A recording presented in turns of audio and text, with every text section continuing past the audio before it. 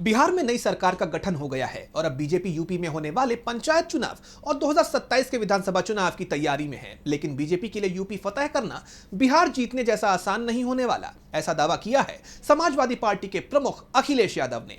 उन्होंने न सिर्फ ये दावा किया है बल्कि प्रेस कॉन्फ्रेंस कर बीजेपी पर जमकर निशाना भी साधा। साथ ही बीजेपी को छोटी सोच का बता दिया। तो और क्या कुछ बोले अखिलेश यादव, जानेंगे इस रिपोर्ट में। सपा प्रमुख अखिलेश यादव ने आज यानी 21 नवंबर को प्रेस कॉन्फ्रेंस कर सरकार को तमाम मुद्दों पर घेरा है। साथ ही बिहार में एनडीए की बम्पर जीत पर भी हमला बोला। बिहार जीत के जश्न में डूबे एनडीए को अखिलेश ने अभी से सचेत करना शुरू कर दिया है कि यूपी में सरकार बनाना बीजेपी के लिए आसान नहीं होने वाला।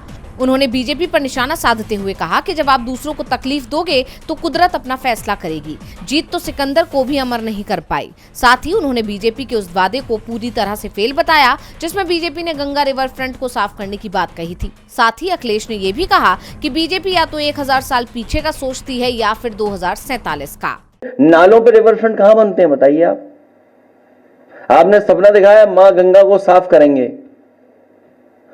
बीजेपी के लोग 1000 साल पहले सोचते हैं पीछे का या और आगे का सोचते हैं 2047। उनका जुबानी हमला यहीं नहीं रुका। उन्होंने सड़क चौड़ीकरण जैसे स्थानीय मुद्दों पर सरकार को घेरते हुए बीजेपी को नकारात्मक और छोटी सोच का बताया है। सबसे बड़ी बात तो यह है कि भाजपाई जो नेगेटिव है, नकारात्मक है, संकीर्ण सोच है,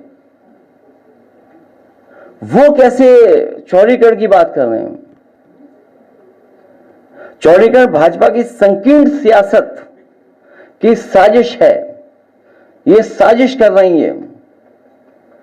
ये चौड़ीकरण जो कर रही है ये भाजपा की संकीर्ण सियासत की साजिश है।